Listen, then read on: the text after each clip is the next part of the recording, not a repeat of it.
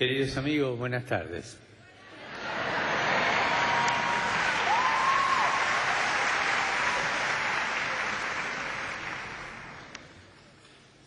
Yo escribí esto en base a las preguntas que me llegaron, que no son todas las que hicieron ustedes. Así que lo que falta lo iré completando en la medida que voy hablando.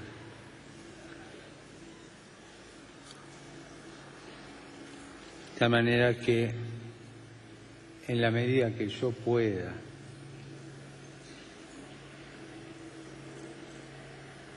logré dar mi opinión sobre las reflexiones de ustedes.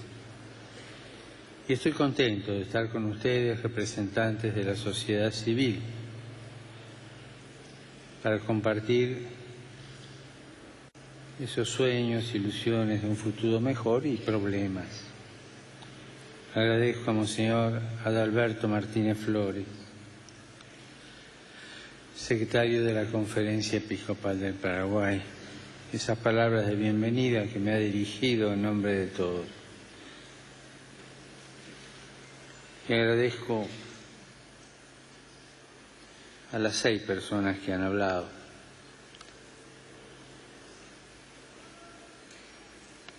Cada una de ellas presentando un aspecto de su reflexión. Verlos a todos, uno proveniente de un sector, de una organización, de esta sociedad paraguaya, con sus alegrías, preocupaciones, luchas y búsquedas, me lleva a hacer una acción de gracias a Dios. O sea, parece que Paraguay no está muerto. Gracias a Dios.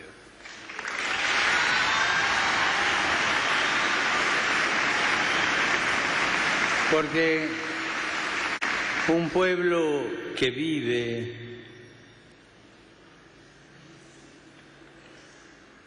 un pueblo que no mantiene vivas sus preocupaciones, un pueblo que vive en la inercia de la aceptación pasiva, es un pueblo muerto. Por el contrario, veo en ustedes la savia de una vida que corre y que quiere germinar. Y eso siempre Dios lo bendice. Dios siempre está a favor de todo lo que ayude a levantar, mejorar la vida de sus hijos. Hay cosas que están mal, sí. Hay situaciones injustas, sí. Pero verlos y sentirlos me ayuda a renovar la esperanza en el Señor, que sigue actuando en medio de su gente. Ustedes vienen desde distintas miradas, distintas situaciones y búsquedas. Todos juntos forman la cultura paraguaya. Todos son necesarios en la búsqueda del bien común. En las condiciones actuales de la sociedad mundial, donde hay tantas iniquidades y cada vez más las personas son descartables, verlos a ustedes aquí es un regalo.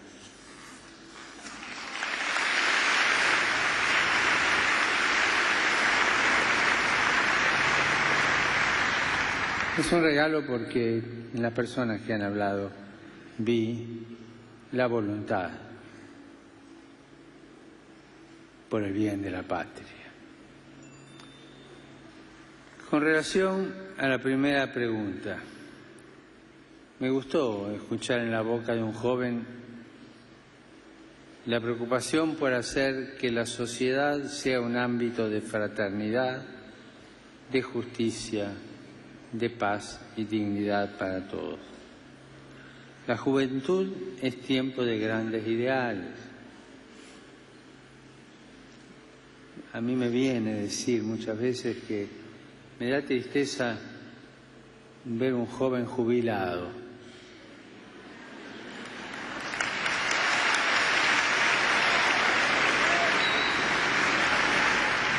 Qué importante es que ustedes, los jóvenes, y vaya que hay jóvenes acá en Paraguay, que ustedes los jóvenes vayan intuyendo que la verdadera felicidad pasa por la lucha de un país fraterno. Y es bueno que ustedes, los jóvenes, vean que felicidad y placer no son sinónimos. Una cosa es la felicidad, el gozo que viene de Dios, y otra cosa es un placer pasajero. La felicidad construye, es sólida, edifica.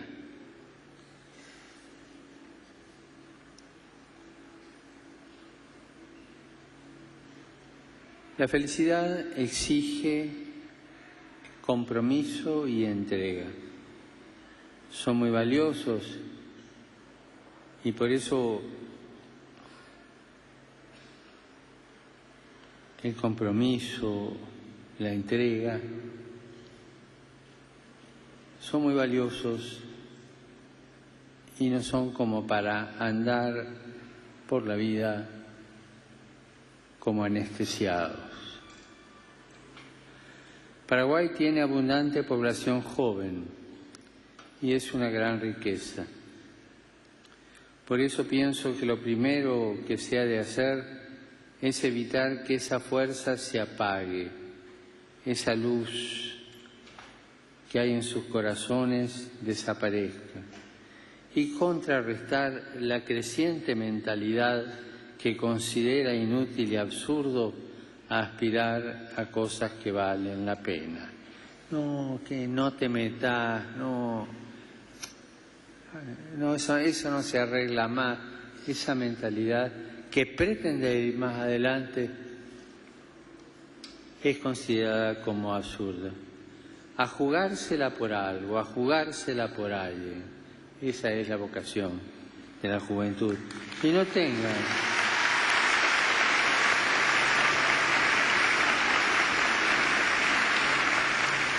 tengan miedo de dejar todo en la cancha. Jueguen limpio, jueguen con todo. No tengan miedo de entregar lo mejor de sí. No busquen el arreglo previo para evitar el cansancio, la lucha.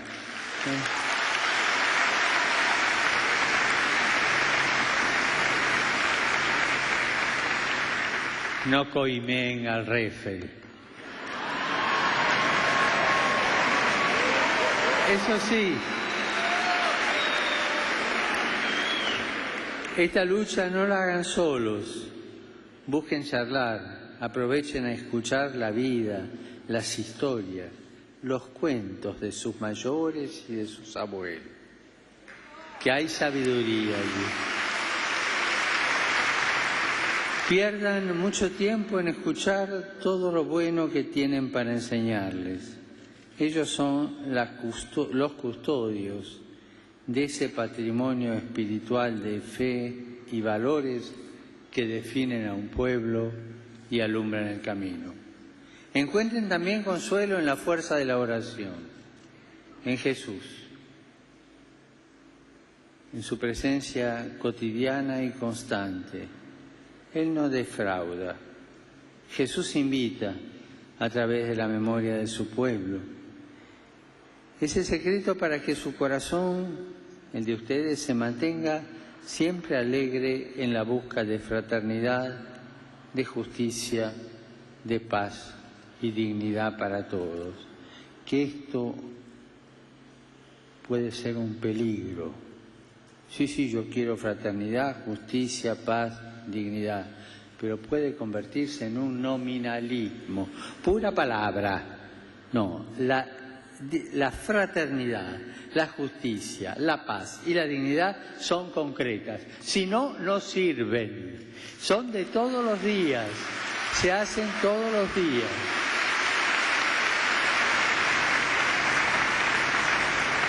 Entonces, yo te pregunto a vos, joven, ¿cómo esos ideales los amasás día a día en lo concreto?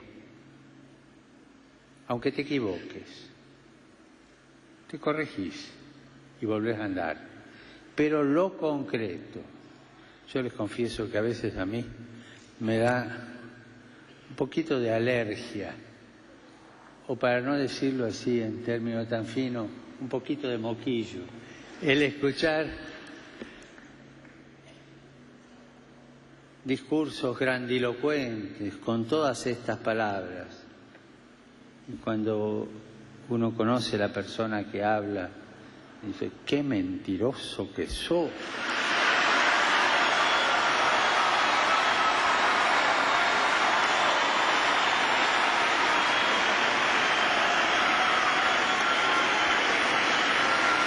Por eso, palabras solas no sirven.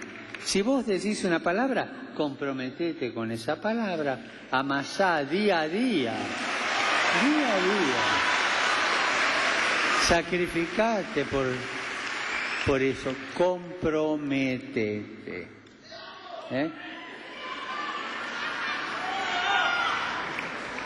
Me gustó la poesía de Carlos Miguel Jiménez que Monseñor Adalberto ha citado.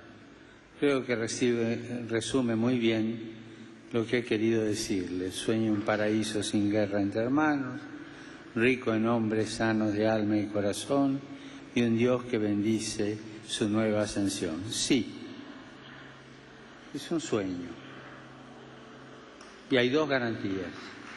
Que el sueño se despierte y sea realidad de todos los días, y que Dios sea reconocido como la garantía de la dignidad nuestra como hombres.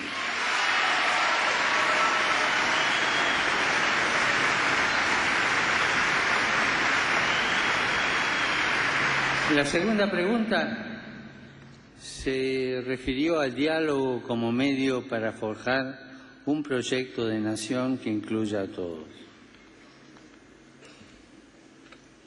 El diálogo no es fácil. También está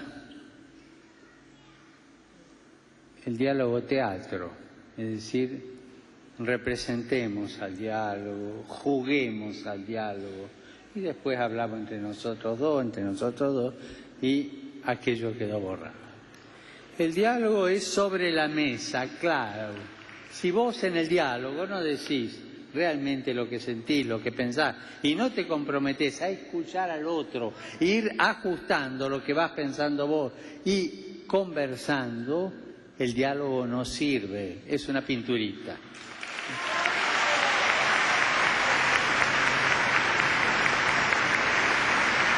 Ahora, también es verdad que el diálogo no es fácil. Hay que superar muchas dificultades. Y a veces parece que nosotros nos empecinamos en hacer las cosas más difíciles todavía. Para que haya diálogo es necesaria una base fundamental, una identidad. ¿Cierto? Por ejemplo, yo pienso en el diálogo nuestro, el diálogo interreligioso, ¿no? Donde representantes de las diversas religiones hablamos. Nos reunimos a veces para hablar y los puntos de vista.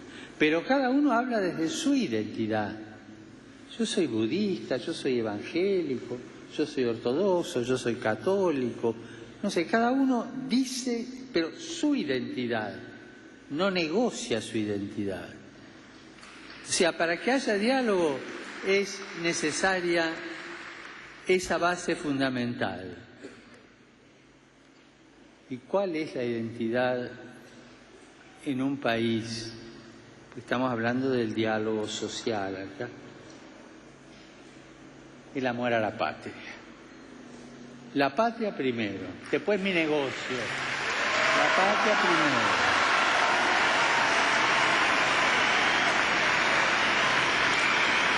Y esa es la identidad.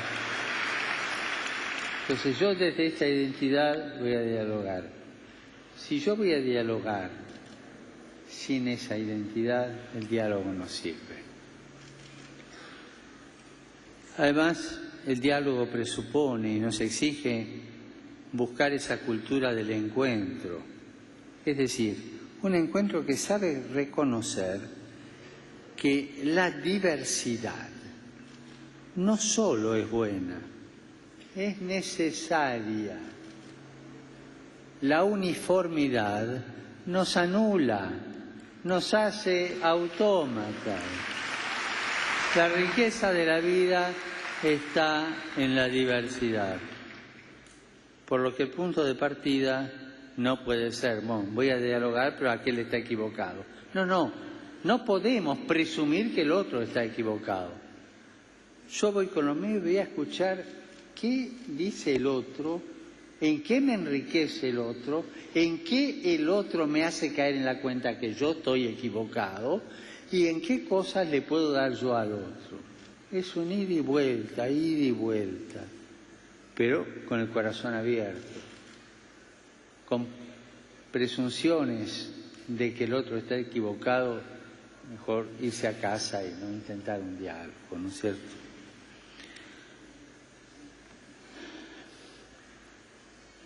El diálogo es para el bien común, y el bien común se busca desde nuestras diferencias, dándole posibilidad siempre a nuevas alternativas. Es decir, busca algo nuevo. Siempre, cuando hay verdadero diálogo, se termina en un, permítame la palabra, pero la digo noblemente, en un acuerdo nuevo, donde todos nos pusimos de acuerdo en algo. Hay diferencias, quedan a un costado en la reserva, pero en ese punto en que nos pusimos de acuerdo, o en esos puntos en que nos pusimos de acuerdo, nos comprometemos y los defendemos. Es un paso adelante. Esa es la cultura del encuentro.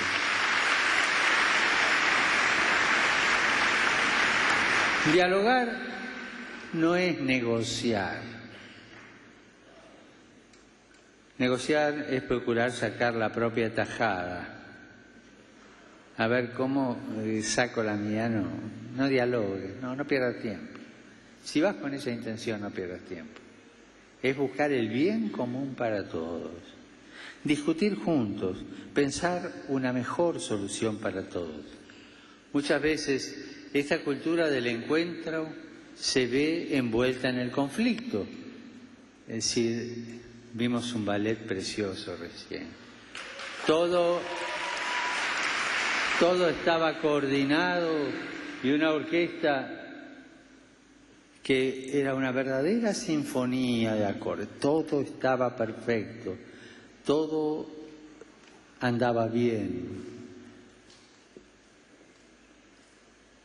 Pero en el diálogo no siempre es así, no todo es un ballet perfecto o una orquesta coordinada. En el diálogo se da el conflicto. Y es lógico y esperable. Porque si yo pienso de una manera y vos de otra y vamos andando, se va a crear un conflicto. No le tenemos que temer, no tenemos que ignorar el conflicto. Por el contrario, somos invitados a asumir el conflicto. Si no asumimos el conflicto, no de cabeza, que vaya con su idea a su casa, yo me quedo con la mía, no podemos dialogar nunca.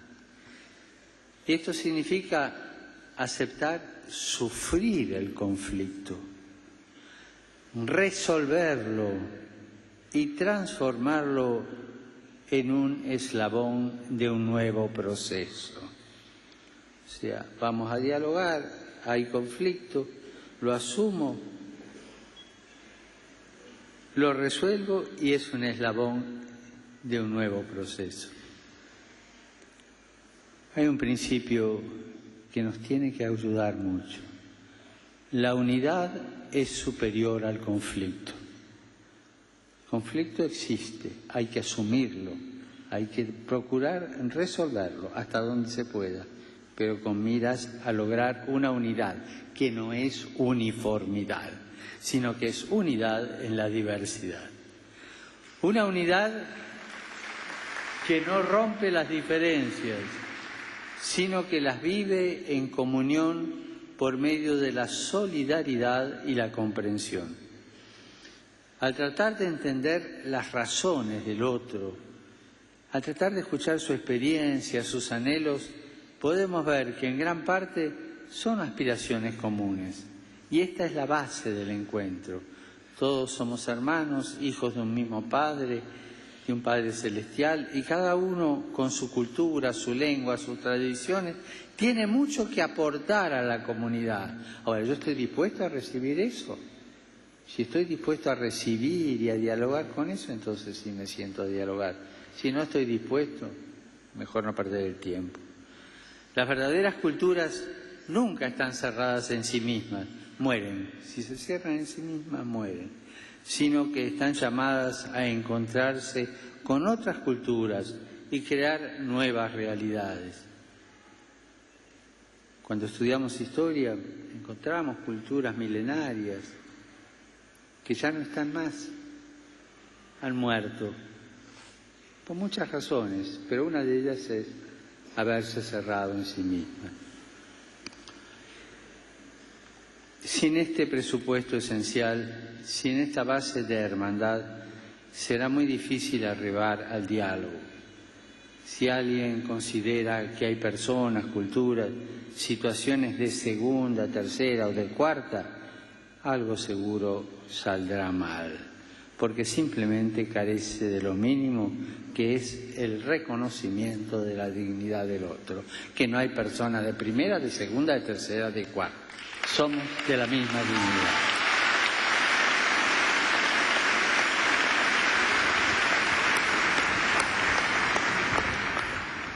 Y esto me da pie para responder a la inquietud manifestada en la tercera pregunta. Acoger el clamor de los pobres para construir una sociedad más inclusiva. Es curioso, el egoísta se excluye. Nosotros queremos incluir. Acuérdense la parábola del hijo pródigo.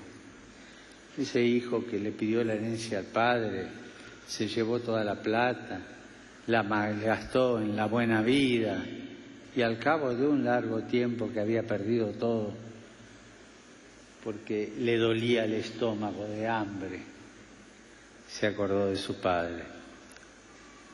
Y su padre lo esperaba, es la figura de Dios que siempre nos espera.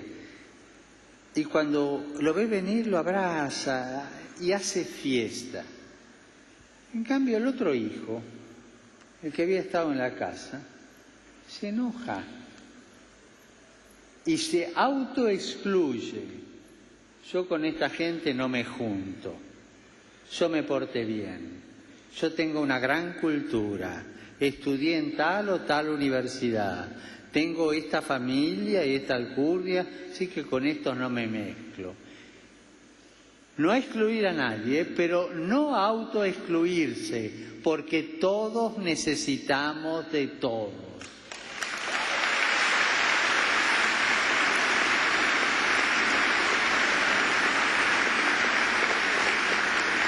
También un aspecto fundamental para promover a los pobres está en el modo en que los vemos. No sirve una mirada ideológica que termina usando a los pobres al servicio de otros intereses políticos y personales.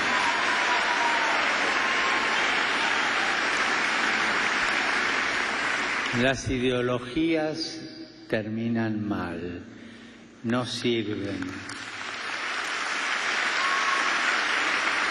Las ideologías tienen una relación o incompleta, o enferma, o mala con el pueblo. Las ideologías no asumen al pueblo.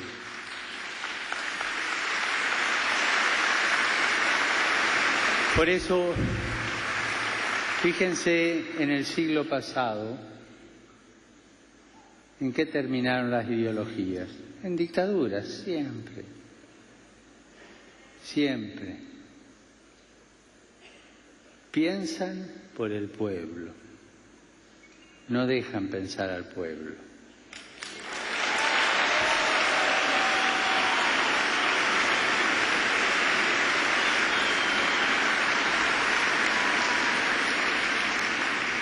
O como decía aquel agudo crítico de la ideología, cuando le dijeron, sí, pero esta gente tiene buena voluntad y quiere hacer cosas por el pueblo. Sí, sí, sí, todo por el pueblo, pero nada con el pueblo.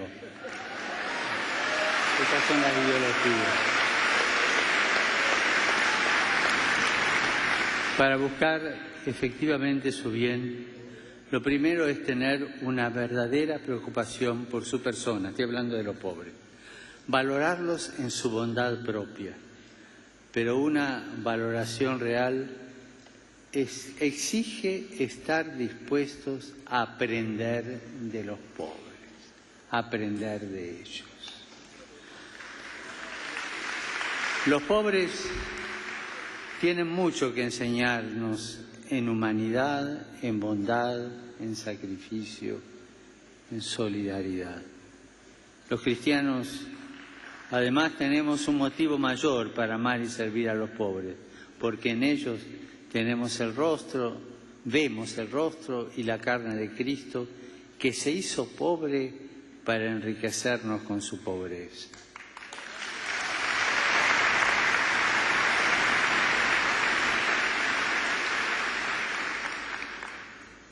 Los pobres son la carne de Cristo. A mí me gusta preguntarle a alguien, cuando confieso gente, ahora no tengo tantas oportunidades para confesar como tenía en mi diócesis anterior, pero me gusta preguntarle, ¿y usted ayuda a la gente? Sí, sí, doy limosna. Ay, dígame, cuando da limosna, ¿le toca la mano al que da limosna? ¿O tira la moneda y hace así? Son actitudes. Cuando usted da esa limosna, ¿lo mira a los ojos o mira para otro lado? Eso es despreciar al pobre. Son los pobres. Pensemos bien. No. Es uno como yo.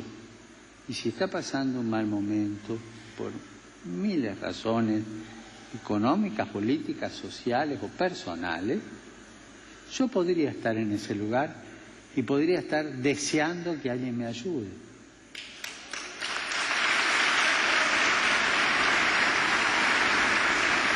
Y además de desear que alguien me ayude, si estoy en ese lugar, tengo el derecho de ser respetado. Respetar al pobre, no usarlo como objeto para lavar nuestras culpas.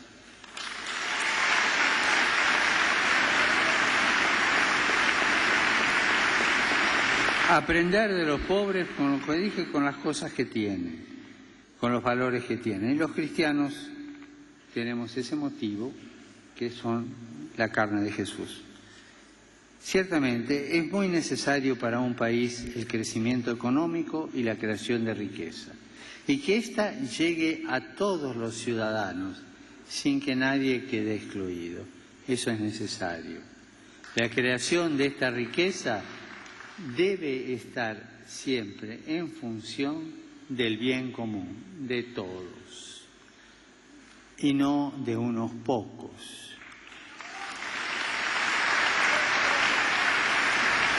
Y en esto hay que ser muy claro. La adoración del antiguo becerro de oro ha encontrado una versión nueva y despiadada en el fetichismo del dinero y en la dictadura de la economía sin rostro.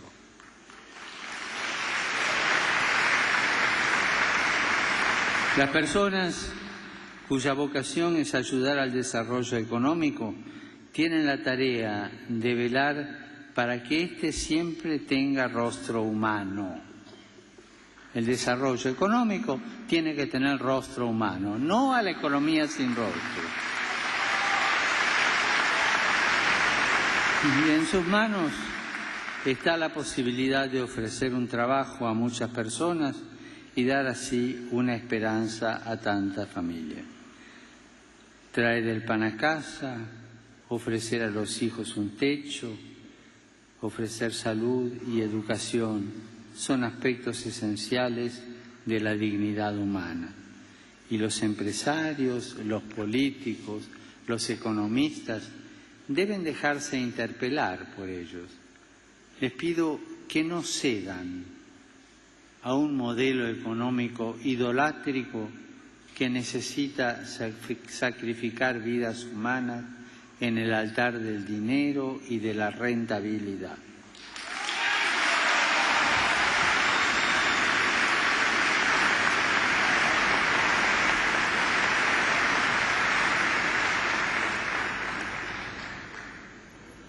En la economía, en la empresa, en la política, lo primero siempre es la persona y el hábitat donde vive. Con justa razón, Paraguay es conocido en el mundo por haber sido la tierra donde comenzaron las reducciones, una de las experiencias de evangelización y organización social más interesantes de la historia. En ellas, el Evangelio fue alma y vida de comunidades donde no había hambre, no había desocupación, ni analfabetismo, ni opresión. Esta experiencia histórica nos enseña que una sociedad más humana también hoy es posible. Ustedes la vivieron en sus raíces acá. Es posible. Cuando hay amor al hombre y voluntad de servirlo, es posible crear las condiciones para que todos tengan acceso a los bienes necesarios sin que nadie sea descartado. Buscar en cada caso las soluciones por el diálogo.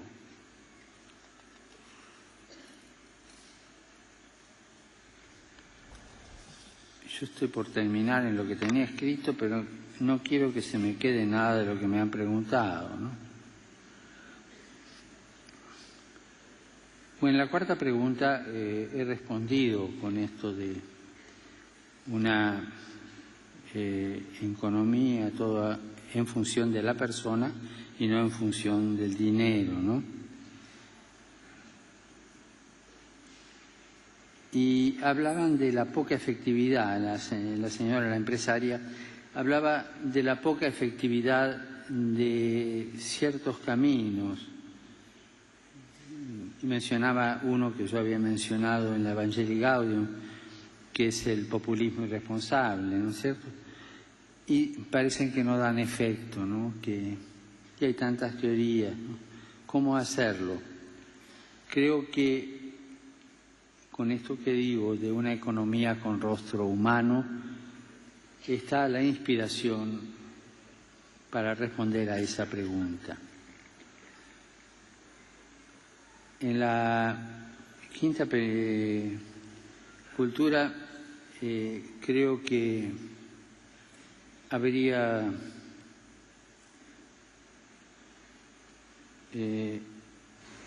la respuesta está dada a lo largo de lo que dije cuando hablé de las culturas. O sea, hay una cultura ilustrada que es cultura y es buena, hay que respetarla, ¿cierto? Hoy, por ejemplo, en una parte del ballet se tocó música de una cultura ilustrada y es buena. Pero hay otra cultura que tiene el mismo valor, que es la cultura de los pueblos originarios, de las diversas etnias, una cultura que me atrevería a llamarla, pero en el buen sentido, una cultura popular. Los pueblos tienen su cultura y hacen su cultura. Es importante ese trabajo por la cultura en el sentido más amplio de la palabra. No es cultura solamente haber estudiado o poder gozar de un concierto o leer un libro interesante, sino también es cultura mil cosas. Hablaban del tejido de Ñandutí, por ejemplo, eso es cultura. Y es cultura nacida del pueblo. Por poner un ejemplo, ¿no es cierto?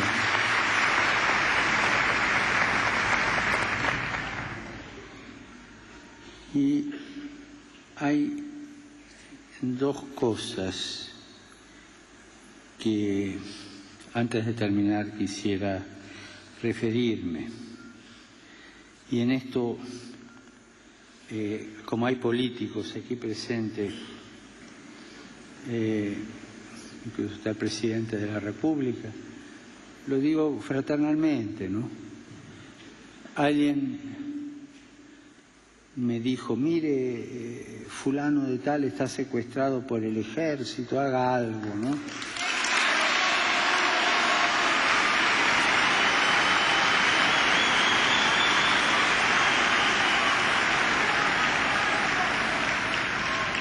Yo no digo si es verdad, no es verdad, si es justo, si no es justo, pero uno de los métodos que tenían las ideologías dictatoriales del siglo pasado, a las que me refería hace un rato, era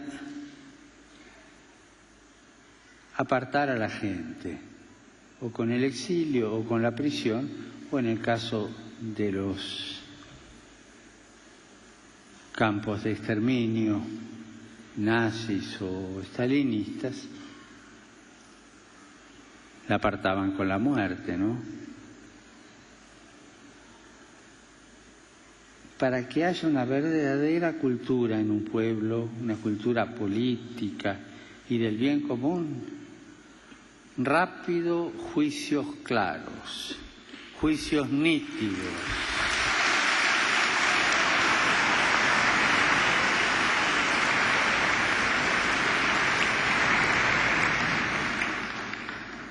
Y no sirve otro tipo de estratagema. La justicia nítida, clara. Eso nos va a ayudar a todos. Yo no sé si acá existe eso o no, lo digo con todo respeto. No lo pregunto. Me lo dijeron cuando entraba. Me lo dijeron acá. Y que pidiera por no sé qué, no, y viene el apellido. Y después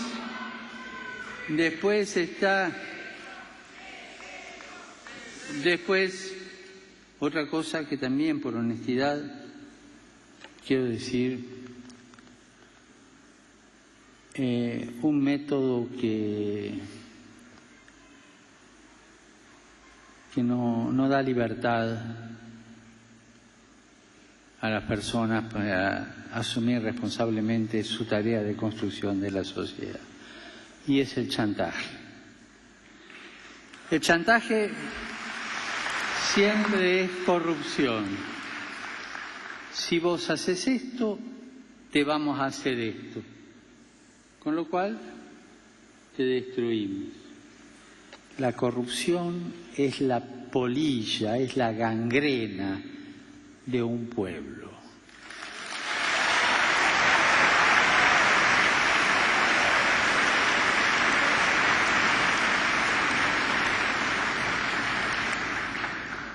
Por ejemplo, ningún político puede cumplir su rol, su trabajo, si está chantajeado por actitudes de corrupción. Dame esto, dame este poder, dame esto, o si no, yo te voy a hacer esto o aquello otro. ¿No? Eso que se da en todos los pueblos del mundo, porque eso se da. Si un pueblo quiere mantener su dignidad, tiene que desterrarlo. Estoy hablando de algo universal.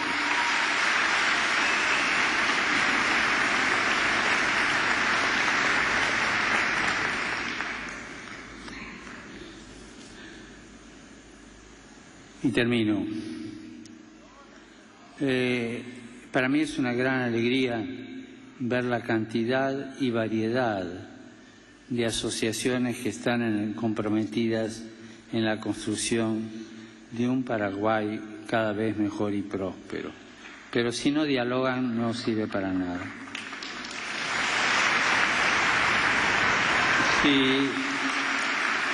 Si chantajean no sirve para nada.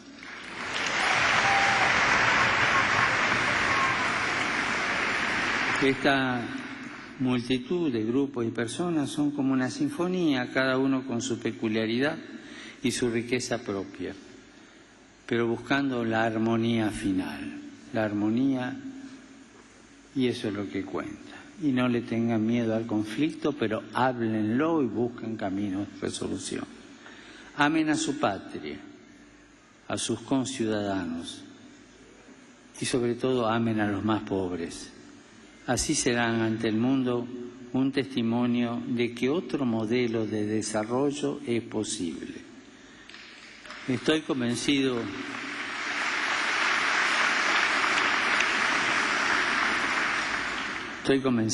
por la propia historia de ustedes de que tienen la fuerza más grande que existe.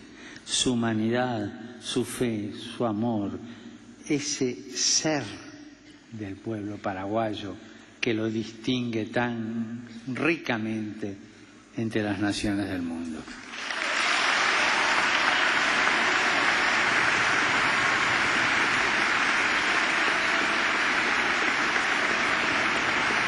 Y pido a la Virgen de Cacupé, nuestra Madre, que los cuide, que los proteja, que los aliente en sus esfuerzos. Que Dios los bendiga y recen por mí. Gracias.